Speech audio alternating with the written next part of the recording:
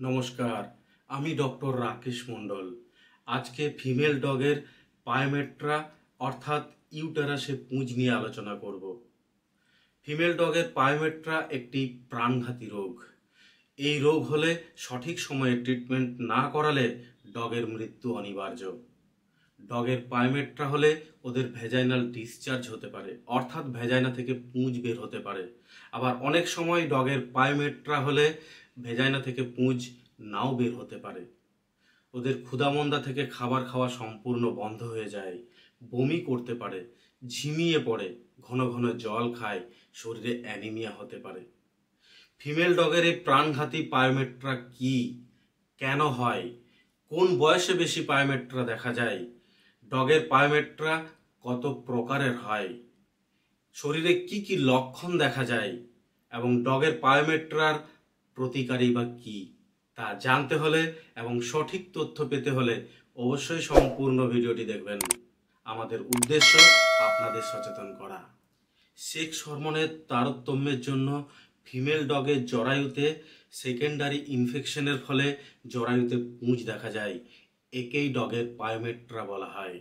Female ডগের oestrus সাইকেলের পর অর্থাৎ হিট সাইকেলের পর ওদের শরীরে প্রোজেস্টেরন হরমোন কয়েক সপ্তাহ পর্যন্ত নিঃসৃত হয়। ফলে ওদের জরায়ু মা হওয়ার জন্য অর্থাৎ বাচ্চা নেওয়ার জন্য উপযুক্ত পরিবেশ তৈরি করে।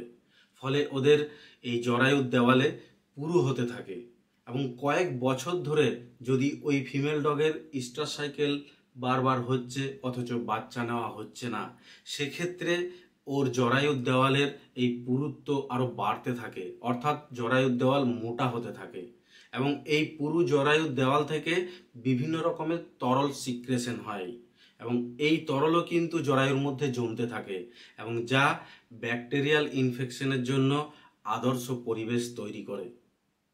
কোনো কারণে জরায়ুর মুখ দিয়ে যদি বাইরে থেকে ব্যাকটেরিয়াল ইনফেকশন জরায়ুর মধ্যে প্রবেশ করে তাহলে কিন্তু সেকেন্ডারি ব্যাকটেরিয়াল ইনফেকশন ঘটে এবং জরায়ুর মধ্যে দুর্গন্ধযুক্ত পুঁজ তৈরি হয়, অর্থাৎ ডগের পায়োমেট্রা দেখা যায়। সাধারণত মিডিল এজেড ফিমেল ডগ অর্থাৎ 4 বছরের বেশি বয়স্ক ফিমেল ডগের পায়োমেট্রা হতে পারে।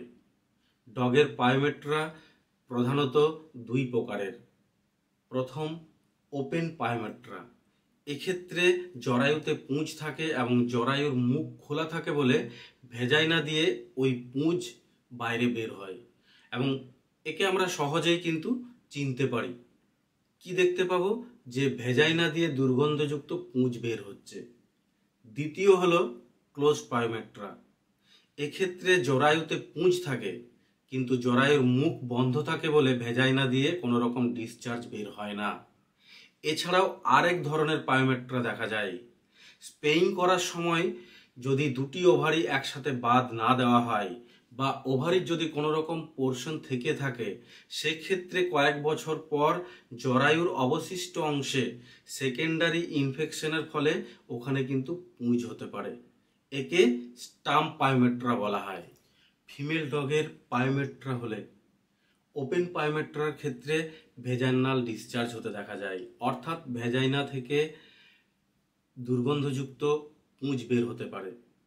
ক্লোজ পায়োমেট্রার ক্ষেত্রে ইউটেরাস অর্থাৎ জরায়ুতে পুঁজ থাকে কিন্তু ভেজাইনাল ডিসচার্জ দেখা যায় না, পেট ফুলে থাকে, পেটে ব্যথা হয়, বমি করতে পারে, জ্বর আসতে পারে, ক্ষুধামন্দা থেকে খাবার খাওয়া সম্পূর্ণ বন্ধ করে দেয়, ঝিমিয়ে পড়ে, ঘন ঘন জল পান করে, শরীরে অ্যানিমিয়া হতে পারে।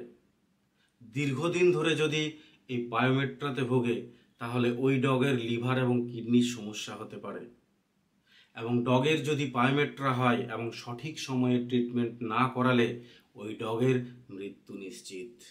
ওপেন পায়োমেট্রার ক্ষেত্রে ভেজাইনাল ডিসচার্জ দেখে অর্থাৎ ভেজাইনা থেকে দুর্গন্ধযুক্ত পুঁজ বের হওয়া দেখে সহজেই কিন্তু চেনা যায়, কিন্তু ক্লোজড পায়োমেট্রার ক্ষেত্রে ভেজাইনাল কোনো রকমের ডিসচার্জ হয় না। তাই ক্লোজড পায়োমেট্রার ডায়াগনোসিসের ক্ষেত্রে এক্স রে অথবা ইউএসজি করতে হয় এবং স্টাম্প পায়োমেট্রার ক্ষেত্রে বেশিরভাগ ক্ষেত্রেই ওপেন পায়োমেট্রা হয়ে থাকে, ফলে এক্ষেত্রেও ভেজাইনাল ডিসচার্জ হতে দেখা যায়। ডগের পায়োমেট্রা ট্রিটমেন্ট লক্ষণ ভিত্তিক করা হয়ে থাকে। শরীরে ফ্লুইডের ঘাটতি থাকলে স্যালাইন দেওয়া হয়। সেকেন্ডারি ব্যাকটেরিয়াল ইনফেকশন কমানোর জন্য অ্যান্টিবায়োটিক ব্যবহার করা হয়। বমি করলে অ্যান্টিএমেটিক মেডিসিন ব্যবহার করা হয়। জ্বর থাকলে জ্বর কমানোর মেডিসিন ব্যবহার করা হয়। অনেক সময় ইন্ট্রা ইউটেরাইন ওয়াশও করা হয়। এই লক্ষণ ভিত্তিক ট্রিটমেন্টের মাধ্যমে প্রথমে ডগকে স্টেবল করা হয় এবং ওর ব্লাড রিপোর্ট যদি ঠিকঠাক থাকে তাহলে ওই ডগকে কিন্তু আলটিমেট সার্জারি করতে হয়, অর্থাৎ এক্ষেত্রে ওভারিও হিস্টেরেক্টমি করতে হয়। দুটো ওভারি এবং পুঁজে ভরা ইউটেরাস কেটে বাদ দিতে হয়। দেখুন, আপনার বাড়িতে যদি ফিমেল ডগ থাকে এবং আপনি যদি বাচ্চা নেব না এই সিদ্ধান্ত নিয়ে থাকেন, তাহলে ওই ফিমেল ডগের কিন্তু সঠিক সময়ে, অর্থাৎ প্রথম ইস্টার সাইকেল আসার আগে, অর্থাৎ 6 থেকে 12 মাসের মধ্যে ওর যদি ওভারিও হিস্টেরেক্টমি করিয়ে নেন, তাহলে ওই ডগের কিন্তু আর পায়োমেট্রা হওয়ার সম্ভাবনা থাকে না। কিন্তু ডগের আপনি ফিমেল ডগ রেখেছেন, বাচ্চা নিচ্ছেন না, তাহলে কিন্তু মিডিল এজেড বয়সে, অর্থাৎ মাঝ বয়সের পর, সাধারণত 4 বছর বয়সের পরেই কিন্তু এই পায়োমেট্রা বেশি হয়ে থাকে এবং সেক্ষেত্রে কিন্তু আলটিমেট ট্রিটমেন্ট হলো সার্জারি, অর্থাৎ ওভারিও হিস্টেরেক্টমি। এবং এই বেশি বয়সে অনেক সময় পায়োমেট্রায় যদি ডগ ভোগে, সে সময় ওর শরীরে অন্যান্য সমস্যাও দেখা যায়, ফলে সার্জারি করা অনেক সময় রিস্ক হয়ে পড়ে। তাই আপনার বাড়িতে ফিমেল ডগ যদি থাকে তাহলে ওকে নিকটবর্তী সরকারি পশু হাসপাতালে নিয়ে গিয়ে ওভারিও হিস্টেরেক্টমি করিয়ে নেবেন। ভিডিওটি ভালো লেগে থাকলে অবশ্যই লাইক ও কমেন্ট করুন এবং অন্যান্য ডগ ওনারদের মধ্যে শেয়ার করতে ভুলবেন না। ধন্যবাদ।